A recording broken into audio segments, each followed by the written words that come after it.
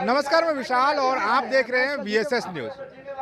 तस्वीरें हमने कल भी दिखाई थी, तस्वीरें हमने कल से पहले भी दिखाई थी और तस्वीर हम आज भी दिखा रहे हैं, मगर मुद्दा जो है वो एक ही है कि जितने भी अभ्यर्थी हैं, जितने भी मैरिट अभ्यर्थी हैं, वो लोग लगातार सड़कों पर कहीं घेराव कर रहे हैं, कहीं विधानसभा घेराव कर रहे हैं, तो कई ऐसे भी अभ्यर्थी हैं जो चुपचाप अपने बातों को सरकार के पास रखने का कोशिश कर रहे हैं। क्योंकि लगातार आप देख सकते हैं किस तरह से जितने भी ये जो लोग देख रहे हैं, ये आम लोग नहीं हैं, ये जितने भी लोग हैं ये टीचर हैं, कहीं ना कहीं शिक्षक हैं और अपनी मांगों को शांतिपूर्वक रख रहे हैं।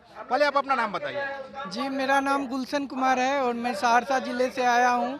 आज मैं लगातार दूसरे दिन अनिश्चितकालीन आंदोलन पर बैठा हूँ और समझिए भूखा प्यासा ही बैठा हुआ हूँ। पिछले 6 महीनों से काउंसलिंग के बाद भी नियुक्ति पत्र के इंतजार में अब अंतिम लड़ाई में, संघर्ष में यहाँ पे बैठा हुआ हूँ। इसलिए आप शिक्षा मंत्री जी से हम हाथ जोड़ के निवेदन करते हैं, हम लोग को नियुक्ति पत्र का एक डेट लिखित रूप से जारी कीजिए। हम लोग पिछले 4 सालों से परेशान हैं। 2017 में बीटेड पास किया और अभी तक रोड पर हैं और ये चौथी बार है आंदोलन का। और अब इस बार उम्मीद नहीं था कि हम लोग रोड पर रहेंगे। हमारे साथ कितने महिला अभ्यर्थी हैं, वो भी भूखी प्यासी बैठी हुई है रोड पे। इसलिए अगर शिक्षा मंत्री जी आप हम लोग को देख रहे हैं तो अब हम लोग को एक नियुक्ति पत्र का डेट घोषित करें। बहुत बहुत धन्यवाद। तो जहां तक अभी बात कही महिलाओं की, तो हम कुछ महिलाओं से ही बात करेंगे और उनकी बातों को रखेंगे, क्योंकि बिहार एक ऐसा प्रदेश है जहां के मुखिया बोलते हैं कि बिहार में महिलाओं को आरक्षण, संरक्षण सब मिल रहा है। यहाँ तक कि अगर बच्चियां स्कूल में पढ़ती है तो उनको प्रोत्साहन भी दिया जा रहा है, मगर वही महिला जब आगे बढ़कर नौकरी लेने जा रही है तो धोखा क्यों मिल रहा है? यही तो दुर्भाग्य है हमारे बिहार का। ये दुर्भाग्य है, ये विडंबना है हमारे बिहार की व्यवस्था का कि एक तरफ महिलाओं का उत्थान करने की बात की जा रही, दूसरी तरफ महिलाओं को मजबूर किया जा रहा है रोड पे बैठने के लिए। आज हम लोग को शौक नहीं लगा है कि यहाँ पे हम लोग इस तरह से बैठे?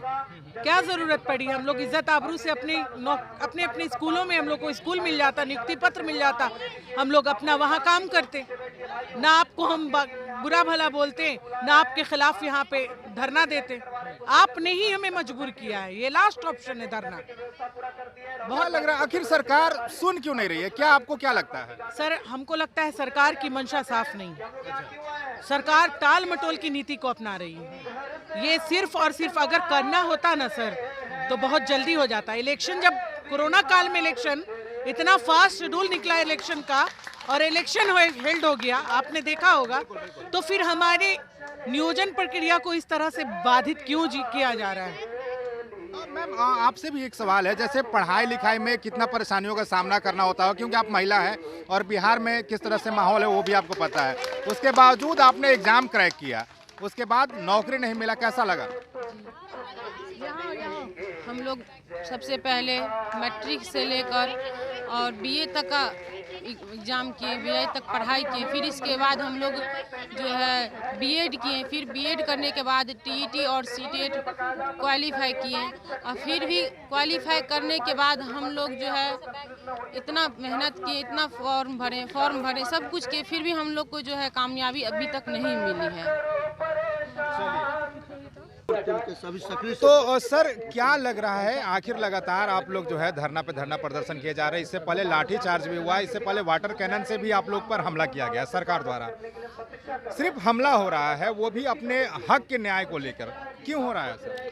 सरकार की हठधर्मिता है और जो हम लोग 38,000 जो चयनित अभ्यर्थी हैं, जो सरकार के द्वारा चयन किया गया है, हम लोगों का कोई नई मांग नहीं है। हम लोगों का कहना है कि जो नियुक्ति पत्र हमें देना है उसका शेड्यूल जारी करिए और हमें स्कूल में योगदान कराइए।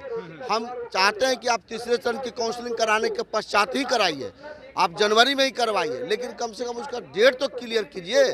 आप डेट देने से क्यों घबरा रहे हैं? कहीं ना कहीं डर है सरकार को, मनसा साफ नहीं है। मनसा साफ नहीं है। मनसा साफ रहता तो अब तक क्लियर कर दिए हो रहते कि हाँ इस तारीख को हम देंगे। जिस तरह से तीसरे चरण की काउंसलिंग का जो शेड्यूल आपने जारी कर दिया, उस तरह से नियुक्ति पत्र का एक ही दिन दीजिए, सबको साथ ही में दीजिए, कोई दिक्कत नहीं है। लेकिन आप जो है टाल मटोल कर रहे हैं। अभी विधानसभा में उनका स्टेटमेंट आया है कि 1.25 लाख की बहाली करेंगे, ये चुनाव के बाद करेंगे। तो इस 1.25 लाख की बहाली तो आज साल भर से सुन रहे हैं। आप 38,000 के चयनित अभ्यर्थियों को तो नियुक्ति पत्र दे ही नहीं रहे हैं। अब 1.25 लाख की बहाली जो बोल रहे हैं गोल गोल घुमा करके, ये हम लोग भी पढ़े लिखे हैं, हम लोग समझ रहे हैं ये सब नहीं चलेगा।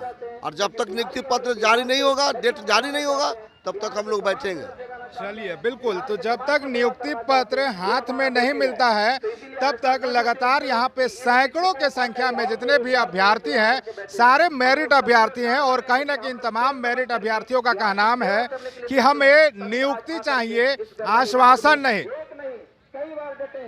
तो जैसा कि तस्वीर देख सकते हैं, तमाम लोगों के हाथ में, हर लोगों के हाथ में कुछ ना कुछ पोस्टर है, नियुक्ति पत्र वितरण करने की तिथि तय करें, ऐसे ऐसे लोगों का कहना है। हालांकि जो भी का नाम है वो बिल्कुल जायज़ है, क्योंकि लगातार देख सकते हैं कि किस तरह से जो सभा को संबोधित कर रहे हैं वो भी एक सहायक शिक्षक है। आवाज़ दो हम एक हैं, और उस पर देख सकते हैं कि सैकड़ों की संख्या में यहाँ पे जो अभ्यर्थी है वो किस तरह से अपने आवाज़ों को आगे कर रहे हैं। हम कुछ लोगों से और बात करके आपको बताएंगे कि कितना आक्रोश भरा हुआ है, आखिर सरकार इनकी बातों को क्यों नहीं सुन पा रही है। हम तमाम बातों को लेकर बात करेंगे।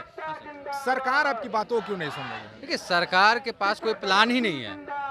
सरकार के पास अगर प्लान होता ना शिक्षा बेहतर करने का और बच्चों का कल्याण करने का, मुख्यमंत्री जी महिला उत्थान की बात करेंगे, मुख्यमंत्री जी बच्चों के उत्थान की बात करेंगे, लेकिन उनको शिक्षा देने की बात नहीं करेंगे। इसका टेक्निकल पॉइंट पता है क्या है? अगर वो शिक्षा मंत्री पढ़ा देंगे ना सबको, फिर वोट कौन देगा उनको? फिर तो राजनीति खत्म हो जाएगा ना। कि यार अभी आपको क्या है, आपको पढ़ाएंगे लिखाएंगे नहीं, आपको बाद में क्या करेंगे, 1 किलो चावल दे देंगे, 1 किलो गेहूं दे देंगे, आप कहिएगा मुख्यमंत्री जी जिंदाबाद और जाके वोट दबाइएगा, ठीक है। लेकिन अगर आप पढ़ लीजिएगा तो क्या कीजिएगा? पढ़ने के बाद आपको 1 किलो चावल नहीं चाहिए ना भाई, आप तो अपना अधिकार खोजिएगा, राइट खोजिएगा, और राइट पे फिर ऐसा प्रोटेस्ट होगा। ये बर्दाश्त करेंगे मुख्यमंत्री जी? मुख्यमंत्री जी ये बर्दाश्त नहीं करेंगे। चलिए, तो मतलब सरकार तो काम भी कर रही है, शराबबंदी को लेकर जिस तरह से सड़कों पे उतर रही है, हर जगह छापेमारी हो रही है, तो फिर आप लोग पे क्यों नहीं कार्रवाई हो रही है? हम लोगों पे देखिए, हम अब एक बात बताते हैं, शराबबंदी पे कार्रवाई क्यों होता है? कार्रवाई कहाँ होती है?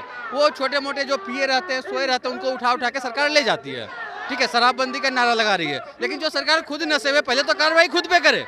जो खुद नशे में डूबी हुई है उसको ये नहीं पता है कि हम जो है शिक्षक अभ्यर्थियों का आंदोलन जो है ये चल रहा है, इतने 3 सालों 4 सालों से चल रहा है, अभ्यर्थी लगातार संघर्ष कर रहे हैं।